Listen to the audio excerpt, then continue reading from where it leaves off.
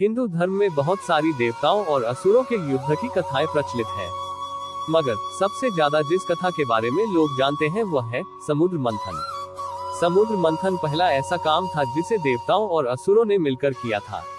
इससे पहले असुरों को देवताओं से हमेशा लड़ते हुए ही देखा गया था। अधिकांश लोगों को यही पता है कि समुद्र मंथन पृथ्वी के निर्माण के लिए हुआ था, मगर विष्णु पुराण में समुद्र मंथन की कुछ और ही कथा छुपी हुई है।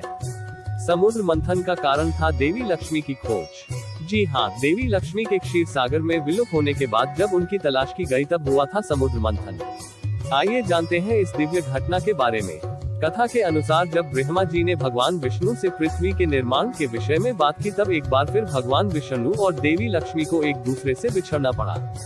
उस वक्त देवी लक्ष्मी नाराज होकर क्षीर सागर की गहराइयों में समाहित हो गई। वहीं भगवान विष्णु पृथ्वी लोक को बसाने के बारे में विचार करने लगे।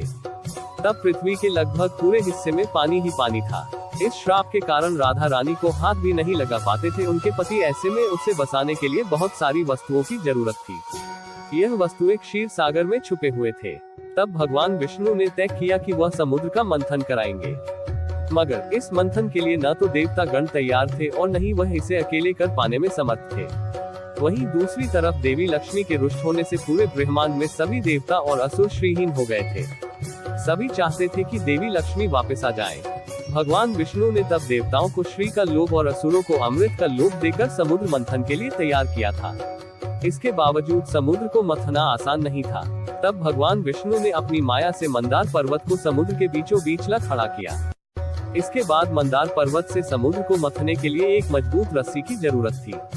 तब भगवान विष्णु ने भगवान शिव से उनके गले में वास करने वाले नाग वासुकी को समुद्र मंथन के लिए देने के लिए आग्रह किया। इसके बाद बारी आई कि वासुकी के मुंह का हिस्सा कौन पकड़ेगा और पूंछ का हिस्सा कौन पकड़ेगा।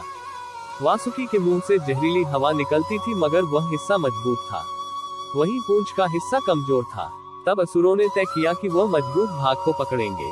हालांकि यह भगवान विष्णु की एक चाल थी। इस श्राप की वजह से नहीं हो पाया था राधा कृष्ण का विवाह। इसके बाद बारी आई कि मंदार पर्वत के भार को कौन उठाएगा। तब भगवान विष्णु ने कछुए का रूप धारण किया और अपनी पीठ पर मंदार पर्वत को रख लिया। तब कई वर्षों तक समुद्र मंथन का काम चलता रहा। तब जाकर सबसे पहले मंथन से हलाहल निकला। इसे भगवान शिव ने पी लिया। तभी से उन्हें नीलकंठ कहा जाने लगा। इसके बाद कामधेनु गाय, उच्च श्रवा घोड़ा, ऐरावत हाथी, कौस्तुभमणि हीरा, कल्पवृक्ष पेड़ और ऐसे 13 रत्न निकले। सबसे आखिर में देवी लक्ष्मी समुद्र मंथन से निकली। जैसे ही देवी लक्ष्मी समुद्र से बाहर आई सभी देवताओं के गहने और धन वापस आ गया। अगर आपको यह कहानी पसंद है तो कृपया share, like, comment, share, subscribe जरूर करें। Thank you.